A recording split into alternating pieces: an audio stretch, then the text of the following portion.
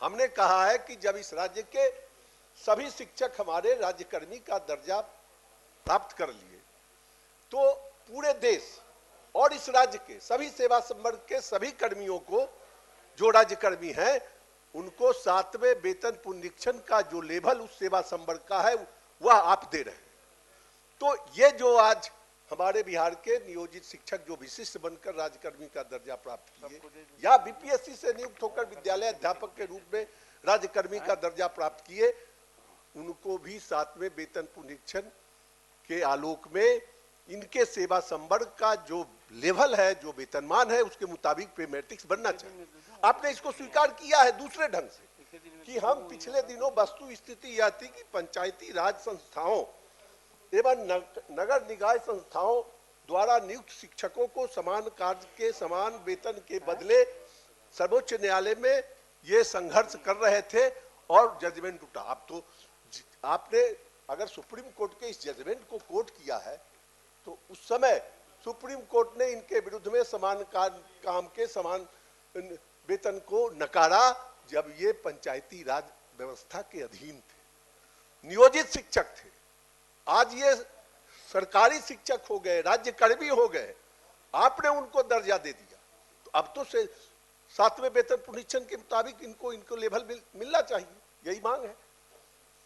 सभापति महोदय, इसको पुनः तो हम दिखवा लेंगे, लेकिन जहाँ तक हम लोगों ने स्टेप लिया है कि जो स्थानीय निकाय से जो शिक्षक हुए और मामूली से परीक्षा देने के बाद वो लोग विशिष्ट शिक्षक के रूप में सरकारी सेवक हुए, तो उनको हम लोगों ने जहाँ तक पे प्रोटेक्शन की बात है उसको करवाया है। और लेकिन आपने जो 7वें वेतन आयोग का जिक्र किया है और जो सुप्रीम कोर्ट का, हम तो कह ही रहे हैं कि उसको पुनः देखिए, स्पष्ट है कि हम लोग ऐसी बात नहीं है कि जहाँ पर जिनको देय होगा उसमें ज़रूरत पड़ेगा तो हम लोग फाइनेंस से भी अपना राय ले लेंगे और उनको जो देय होगा हम लोग निश्चित रूप से देंगे। इसके लिए आप आश्वस्त रहें। जब आपका जो सुझाव है कि उसको हम लोग पुनः उसको एग्जामिन करा लेंगे, आपका यही कहना है कि जो वर्तमान में जो है उसमें कुछ कमी है, तो हम लोग फाइनेंस से इसमें राय लेकर के पुनः उसको री एग्जामिन करवा लें। इस राज्य के सभी राज्य कर्मियों फिर भी जो डिवीजन का लाभ मिल रहा है उसी के अनुकूल इनको मिलना चाहिए। हम राय ले लेंगे, क्योंकि जो भी मामले आते हैं वेतन से संबंधित या अन्य भी, तो उसमें हम लोग राय जरूर लेते हैं। प्रोन्नति पर कुछ सभापति महोदय, आज द्वारा उत्तर प्राप्त हुआ है, समान कार्य समान वेतन की चर्चा कर दी गई है, जबकि मैं समान कार्य समान वेतन की मांग नहीं कर रहा हूं। मैं तो कह रहा हूं जो कि जब सरकार ने राज्यकर्मी बनाया तो राज्यकर्मियों के समान सारी सुविधाएं दी, लेकिन वेतन बनावटी दे दिया, कृत्रिम वेतन दे दिया। और आज कुछ देर पहले आप भी महोदय देख रहे होंगे बैठ करके वेतन संरक्षण, वेतन विसंगति, वेतन निर्धारण आदि की बात चल रही है। और अभी स्थिति ये है, जब तक इनको राज्यकर्मियों के समान जो फिटमेंट मैट्रिक्स होता है उसमें नहीं डाला जाएगा, आज 8वें वेतनमान की सुगबुगाहट हो रही है लागू करने की, और 7वां वेतनमान भी इन शिक्षकों को नहीं मिल रहा है।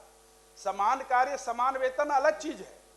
मेरी जो मांग है उसमें मंत्री महोदय ये है, अगर उनको राज्यकर्मी वाले फिटमेंट मैट्रिक्स में दे ही दीजिएगा, जब प्रोन्नति आप दे रहे हैं दीजिएगा ही, एमएससीपी के बारे में आप कह रहे हैं कीजिएगा ही, तो उनको अगर उस मैट्रिक्स में उस वेतन संरचना में डाल दीजिएगा, कभी कोई वेतन विसंगति नहीं होगी और सदा के लिए ये विवाद जो है खत्म हो जाएगा। और ये विभाग अगर करेगी तो मुझे लगता है गुणवत्तापूर्ण शिक्षा कायम करने में बिहार देश के सबसे अव्वल राज्य में गिना जाएगा। अभी यही कमी है कि शिक्षक गुणवत्तापूर्ण शिक्षा नहीं दे पा रहे हैं।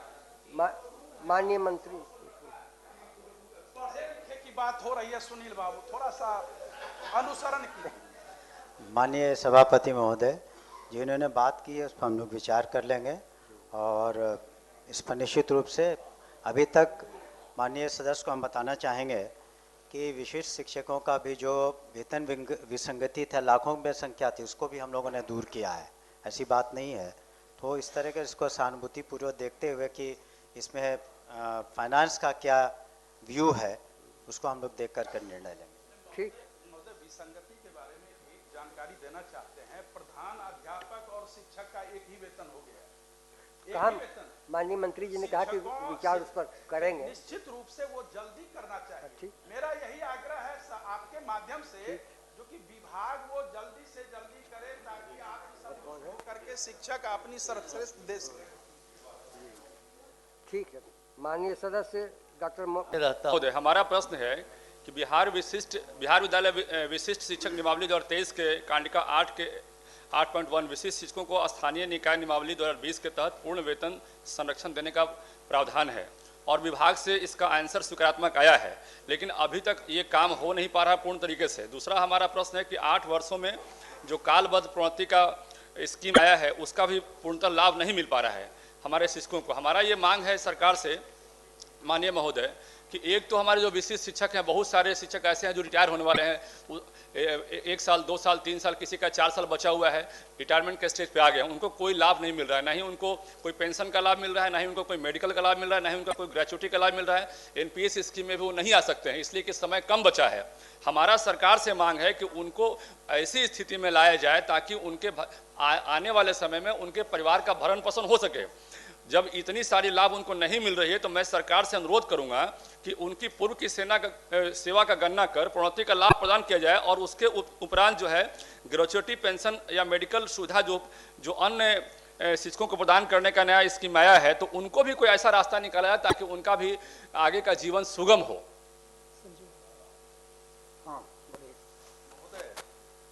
माननीय सदस्य का जो प्रश्न है उसके आलोक में मैं जानकारी देना चाहता हूं। विभाग ने प्रोन्नति के लिए पत्र निकाल दिया है, लेकिन सभी जिले में अपनी अपनी मर्जी से कोई निकाल रहे हैं या कोई नहीं निकाल रहे हैं।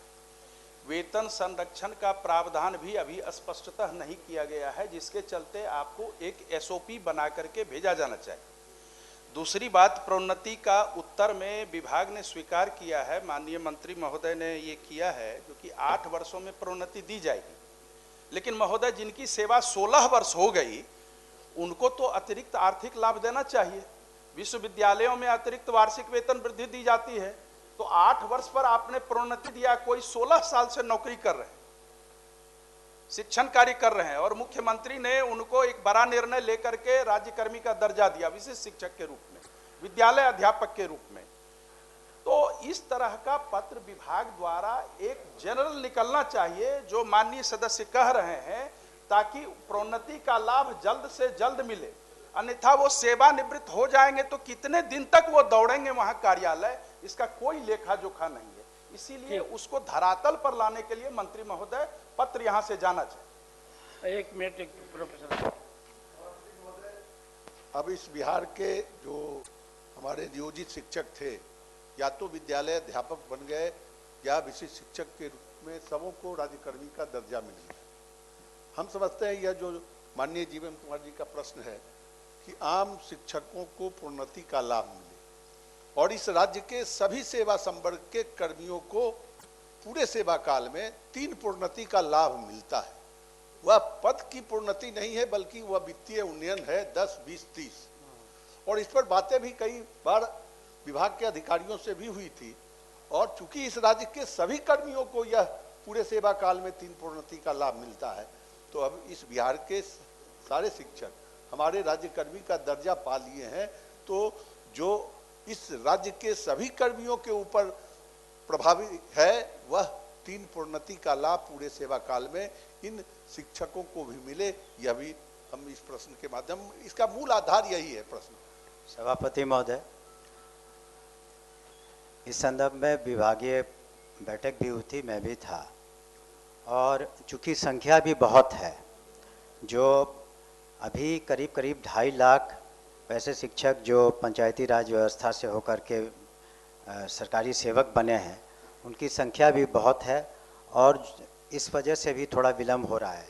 लेकिन माननीय सदस्यों का ये चिंता कि उनको जो वित्तीय लाभ मिलना चाहिए वो हम लोग उसको देंगे, और साथ ही साथ वैसे विशिष्ट शिक्षकों को ये भी बताना चाहेंगे कि जो प्रधान शिक्षक, प्रधान अध्यापक की जो प्रोन्नति हो के भी सर्टेन परसेंटेज उसमें भी उनका क्लेम बनता है वो भी हम लोग देंगे। उसमें वक्त ज़रूर लग रहा है इसलिए कि संख्या बहुत अधिक है और उनका जो रिकॉर्ड एक गवर्नमेंट सर्वेंट का जिस तरीके से रिकॉर्ड का संधारण होता है उस तरह से उनका रिकॉर्ड का संधारण नहीं है। इस वजह से समय समय पर दिक्कतें आती हैं, लेकिन हमारी मंशा यही है विभाग की भी कि हम लोग जो भी उनको देय होगा वित्तीय लाभ वो देंगे। उसमें विलम्ब जरूर हो रहा है लेकिन उसको हम लोग देंगे यथाशीघ्र।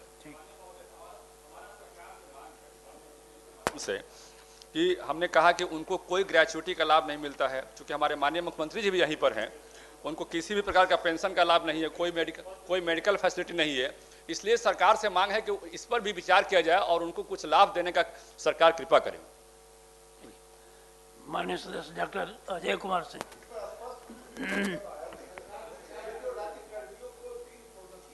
पूरे राज्य के राज्यकर्मियों को मिलता है। हम वही बात कर रहे हैं कि इसके पत्र जारी होना चाहिए कि वित्तीय उन्नयन का लाभ इन राज्यकर्मी हुए शिक्षकों को भी मिलेगा। यह तो बात बतानी चाहिए। चलिए ठीक है।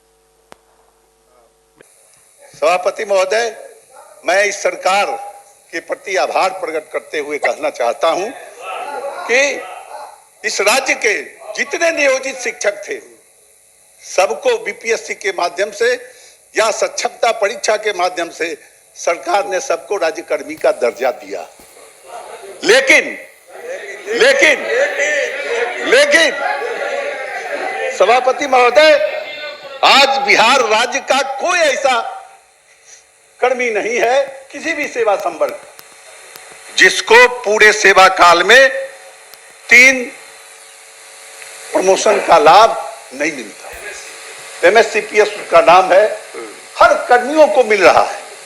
और जब हमारे ये नियोजित शिक्षक प्राइमरी से लेके +2 के शिक्षक जब ये राज्यकर्मी का दर्जा पा लिए तो जो 3 पूरे सेवा काल में 3 प्रोन्नति का लाभ इस राज्य के सभी कर्मियों को मिलता है, इनको भी मिलना चाहिए था और सरकार को इसकी घोषणा उस अभिभाषण के माध्यम से करनी चाहिए थी, नहीं की है। इसीलिए मैं ये भी संशोधन पेश किया हूं। धन्यवाद।